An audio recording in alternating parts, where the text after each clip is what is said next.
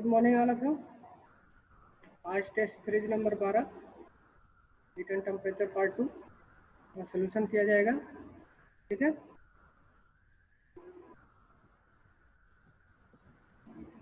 एक बार बता दीजिए सब लोग चैट में, आवाज आ रही है कि नहीं? Yes sir. यस सर, आ रहा है।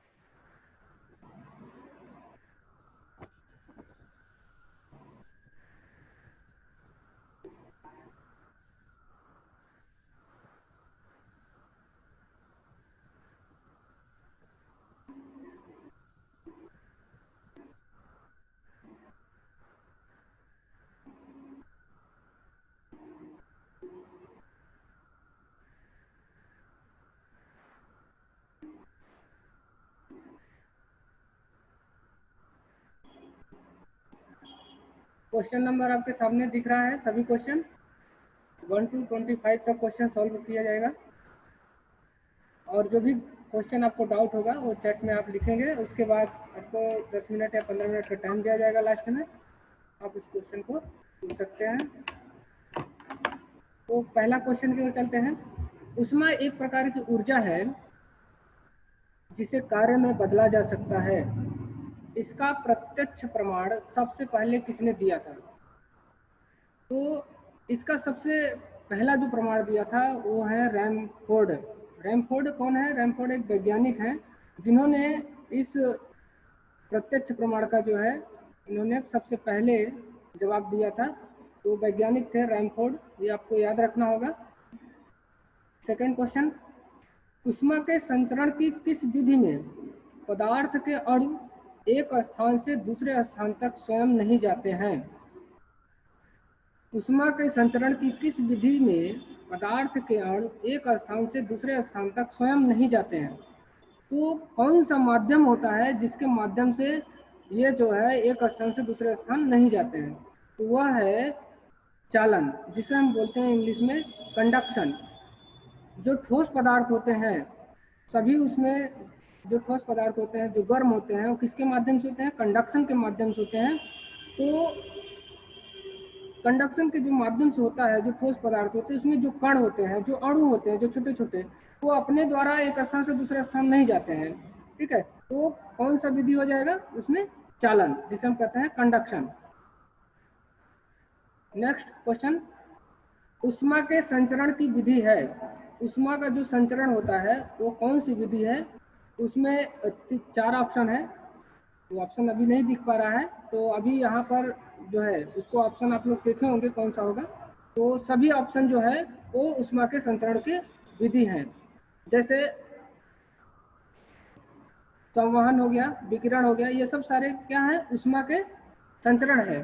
ठीक है, जैसे पानी हो गया, ये भी ऊष्मा का संचरण है, एक स्थान से दूसरे स्थान तक जा सकता है।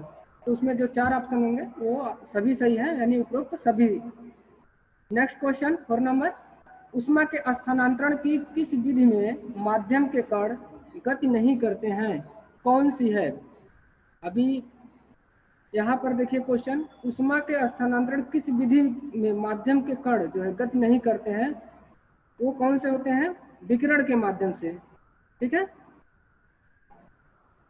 8 नंबर क्वेश्चन, ऊष्मा संचरण की वह विधि जिसके माध्यम के कण गति नहीं करते हैं कौन सी है? सेम क्वेश्चन वही हो गया है दोबारा, तो भी विकिरण है। 6 नंबर क्वेश्चन, एक टेबल पंखे को बंद कमरे में चलाने पर कमरे की हवा, एक टेबल फैन है या छत का फैन है, कोई भी फैन है, अगर चारों तरफ से उसको एयर ना मिले, यानी बाहरी उसमें एयर ना जाए और फैन चला दिया जाए, जो उसके अंदर का एयर होगा वो क्या होगा? धीरे धीरे गर्म होना स्टार्ट हो जाएगा और क्या होगा? पूरा गर्म हो जाएगा। फैन चलते रहेगा और जो उसके अंदर एयर है वो पास पास में टकराएंगे तो क्या होता है कि वो कमरा जो है गर्म हो जाता है। तो वही कह रहा है, टेबल पंखे को बंद कमरे में चलाने पर कमरे की हवा क्या होती है? गर्म हो जाती है। ठीक है। नेक्स्ट क्वेश्चन 7 नंबर, कमरे में रखे हुए रेफ्रिजरेटर के दरवाजे खुले छोड़ दिए जाए तो कमरे का जो रेफ्रिजरेटर है, जो कमरे में रेफ्रिजरेटर रखा गया है, अगर उसके दरवाजे खुले छोड़ दिया जाए तो क्या होगा, तो कमरा क्या होगा, धीरे धीरे गर्म हो जाएगा। ये सभी को पता है। 8 नंबर क्वेश्चन, केल्विन मान से मानव शरीर का सामान्य ताप है। बहुत इजी क्वेश्चन है। केल्विन मान से मानव शरीर का सामान्य ताप, तो अगर हमारा कोई फ़ारेनहाइट में दिया है, सेंटीग्रेड में दिया है या रूमर में दिया है तो हम उसको चेंज कर सकते हैं, ठीक है। तो यहाँ पर पूछ रहा है केल्विन में कितना होता है सामान्य ताप, तो 310 डिग्री 310 केल्विन होता है, ठीक है। यह सेल्सियस में 32, फ़ारेनहाइट में 98, ठीक है। उसके माध्यम से वही पूछ रहा है कि केल्विन में कितना होता है सामान्य ताप, तो उसका 310 जो है केल्विन होता है मानव शरीर का सामान्य ताप। नेक्स्ट क्वेश्चन 9 नंबर, काले वस्त्रों के मुकाबले श्वेत वस्त्र शीतल क्यों होते हैं।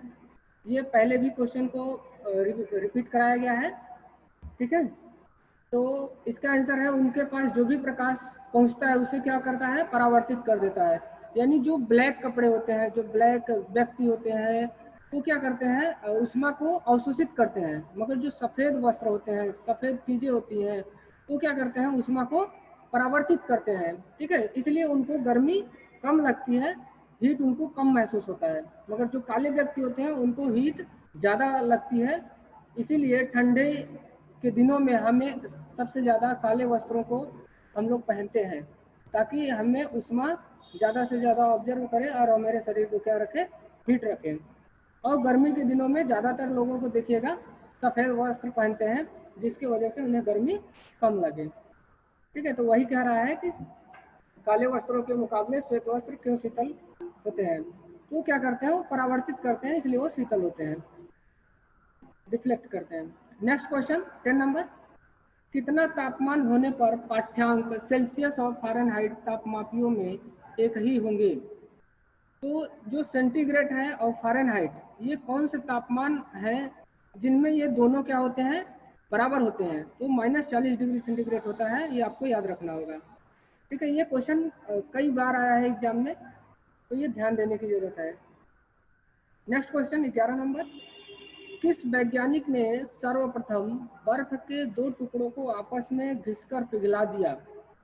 वह कौन वैज्ञानिक थे जो बर्फ के दो टुकड़े लिए थे, उन्होंने घिसते घिसते घिसते घिसते घिसते क्या किया, उन्होंने पिघला दिया, यानी पानी बन गया। आप भी बर्फ ले लीजिए, बर्फ का दो टुकड़ा लीजिए और उसको घिसते रहिए, यानी थोड़ा थोड़ा उसको स्पर्श करते रहिए। देखिएगा उसमें क्या होगा, हल्का हीट उत्पन्न होगा, पता नहीं चलेगा आपको।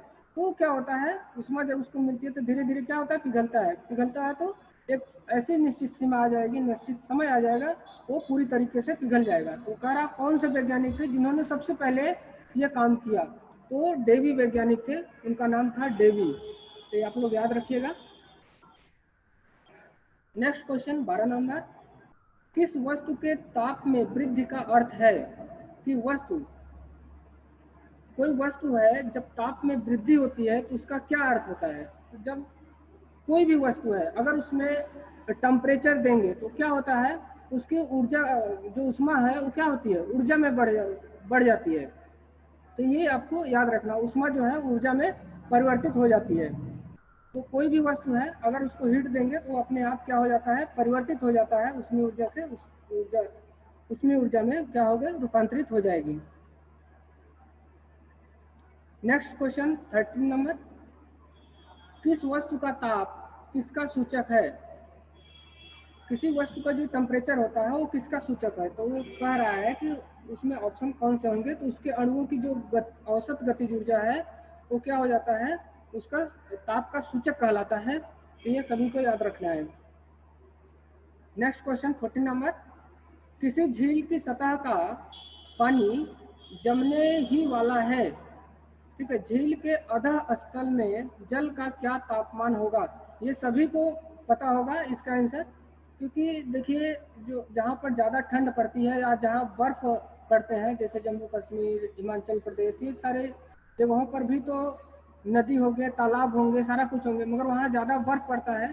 तो बर्फ़ पड़ने पर क्या होता है, तालाब पूरी तरीके से क्या हो जाता है, बर्फ़ के रूप में पूरी जम जाती है। मगर उसके जो नीचे की जो मछलियाँ होती हैं वो क्यों नहीं मरती हैं, क्योंकि उसके जो बर्फ़ है, जो तालाब का जो नीचे का सतह है, वो 4 डिग्री सेंटीग्रेड से नीचे नहीं जाता है, जिसके वजह से उसमें मछलियाँ क्या होती हैं, जीवित रहती हैं। वही कह रहा है कि किसी झील की सतह का पानी जमने ही वाला है और झील के अधः स्थल में जल का तापमान क्या होगा, वो 4 डिग्री सेंटीग्रेड होता है। तो ये सभी को याद रखना है, क्वेश्चन बहुत बार आया है। नेक्स्ट क्वेश्चन 15 नंबर, गर्मियों में ताप 46 डिग्री सेंटीग्रेड हो जाने पर भी ऊंट गर्मी से राहत महसूस करते हैं। जो ऊंट होते हैं उसको 46 डिग्री सेंटीग्रेड तापमान भी मिल जाता है तो भी क्या करता है, वो गर्मी महसूस से राहत महसूस करता है। क्यों? क्योंकि वो अपने शरीर का जो टेम्परेचर है वो बढ़ा लेता है। जो ऊंट होते हैं वो कोई जानवर है या कोई व्यक्ति है, हर किसी का टेम्परेचर, हर किसी का जो शरीर है वो नेचुरल के हिसाब से, प्राकृतिक के अनुसार से वो अपना ढाल लेता है। जैसे कि अगर जो जम्मू कश्मीर के व्यक्ति है उनका गर्मी सहने की क्षमता कम होती है, मगर आप इधर आ जाइए जैसे उत्तर प्रदेश, बिहार, ये सब में टेम्परेचर थोड़ा ज़्यादा होता है, या राजस्थान में, तो क्या वो व्यक्ति नहीं जीवित रहेंगे? जीवित रहेंगे, क्योंकि वो अपने अनुसार वो टेम्परेचर को ढालना प्रारंभ कर देते हैं। रहते रहते वो उस टेम्परेचर को सहने की आदत डाल लेते हैं, जिससे वो रह पाते हैं वहाँ पर। इसीलिए जो कह रहा ऊँट है वो गर्मी के दिनों में 46 डिग्री सेंटीग्रेड तक तापमान बढ़ जाता है। तो ऊँट जो होता है वो अपना जो है 42 डिग्री सेंटीग्रेड बढ़ा कर रखता है तापमान, अपने शरीर के ताप को क्या करता है, 42 डिग्री सेंटीग्रेड से बढ़ा कर रखता है, जिससे वह गर्मी के दिनों में भी वो राहत महसूस करता है। ठीक है, इसको आंसर याद रखना है आप सभी को। नेक्स्ट क्वेश्चन 16 नंबर, चांदी की उसमें चालकता तांबे की उसमें चालकता की अपेक्षा क्या होती है, अधिक होती है। सभी को पता है, बहुत अच्छा आंसर लगा हुआ है, good answer. Next 17 number question, जब कुछ पानी का लगातार मंथन किया जाता है तब उसका ताप बढ़ जाता है। इस क्रिया में देखिए कोई भी जल है, अगर उसको बार बार उसको मसते रहेंगे, मतलब जैसे एक प्रकार का मट्ठा होता है, मट्ठा जो है उसको मारा जाता है, या जल है उसको भी आप करते रहिए, एक डंडी लेके उसको चलाते रहिए, कुछ समय बाद उसका क्या होता है, टेम्परेचर वो बढ़ जाता है। तो कह रहा है किसके वजह से होता है, तो वह होता है यांत्रिक ऊर्जा का जो रूपांतरण होता है वो उष्मीय ऊर्जा में बदल जाता है। तो ये सभी को आंसर याद रखना है, बहुत अच्छा आंसर लगा है, good answer. Next question 18 number question, जब किसी बोतल में पानी भरा जाता है उसे जमने दिया जाता है तो बोतल टूट जाती है। तो ये भी नेक्स्ट क्वेश्चन मतलब ये कराया जा चुका है पिछले भी ऐसे ही रिलेटेड क्वेश्चन। अगर कोई भी पानी है और किसी भी मतलब पॉट में रखा हुआ है, किसी भी बर्तन में रखा हुआ है, अगर वो जमता है, पानी जम जाता है, तो उसका आयतन क्या होता है, पानी का बढ़ने लगता है। और जब पानी बढ़ने लगता है तो क्या होता है कि या तो पॉट फट जाएगा या टूट जाएगा, ग्लास होगा, कोई भी चीज़ होगा। तो वही कह रहा है कि किसके कारण वो जो है बोतल टूट जाती है, तो पानी जमने के कारण वो क्या होती है, फैल जाती है। तो जो बर्फ बनता है उसका आयतन क्या होता है, बढ़ने लगता है। जब आयतन बढ़ेगा तो जो हमारा पॉट होगा वो तो नहीं बढ़ेगा, वो क्या करेगा, धीरे से फट जाएगा। तो आयतन के बढ़ने की वजह से जो है बोतल टूट जाती है, पाइप फट जाता है, इसी के कारण से होता है। ठीक है, तो यहाँ पर लिखा है पानी जमने पर फैलता है। तो नेक्स्ट क्वेश्चन 19, जब किसी वस्तु को ठंडा किया जाता है तब उसके अणुओं की चाल क्या हो जाती है, घट जाती है। अगर कोई भी वस्तु है, अगर वो हीट है, उसका जो अणु है वो क्या होते हैं, दूर दूर भागते हैं बहुत तेजी से। जैसे पानी है, आप उसको हीट करिए तो क्या होता है, वो बहुत तेजी से ऊपर उड़ना प्रारंभ कर देते हैं, मगर जैसे ही उसको ठंडा करेंगे तो उसके अणु क्या होते हैं, घट जाते हैं, पास पास आना स्टार्ट हो जाते हैं। ठीक है, वही कहिए उसकी चाल क्या हो जाती है, घट जाती है। नेक्स्ट क्वेश्चन 20 नंबर क्वेश्चन, जब बर्फ को 0 डिग्री सेंटीग्रेड से 10 डिग्री सेंटीग्रेड तक गर्म किया जाता है तो जल का आयतन क्या होता है। तो जब जल है, अगर वो 0 डिग्री सेंटीग्रेड का मतलब बर्फ बन गया है वो, अगर उसको 0 से 10 डिग्री सेंटीग्रेड तक गर्म किया जाए तो पहले क्या होगी, पहले कम होगी, उसके बाद वो क्या होगी, बढ़ेगी। ठीक है, तो ये सभी को याद रखना है। नेक्स्ट क्वेश्चन 21 नंबर क्वेश्चन, जल गर्म पानी को मोटे कांच के गिलास के ऊपर छिड़का जाता है तो वह टूट जाता है, इसका कारण क्या है? अगर कोई गिलास है और उस पर गर्म पानी डाला जाता है या छिड़का जाता है या डाला जाता है, छिड़कने से तो नहीं होगा, डालने से होगा। ठीक है, यहाँ थोड़ा सा क्वेश्चन और मतलब इसको सही करना चाहिए। तो अगर गर्म पानी है, अगर गिलास के ऊपर, गिलास कौन सा गिलास? कांच का गिलास, अगर उसके ऊपर डाला जाता है तो क्यों टूट जाता है? तो इसलिए टूट जाता है क्योंकि जो हमारा ग्लास है वो उतना टेम्परेचर, मतलब अपना वो टेम्परेचर को नहीं बढ़ा पाता या उतना नहीं फैला पाता जितना वो गर्म है। इसी के कारण वो क्या होता है, टूट जाता है। ठीक है, तो अचानक ही गिलास क्या होता है, विस्तारित हो जाता है, और विस्तारित होने का कारण है वो टूट जाएगा। ठीक है, नेक्स्ट क्वेश्चन 22। जलप्रपात के अधः स्थल पर जल का तापमान ऊपर की अपेक्षा अधिक होने का क्या कारण है?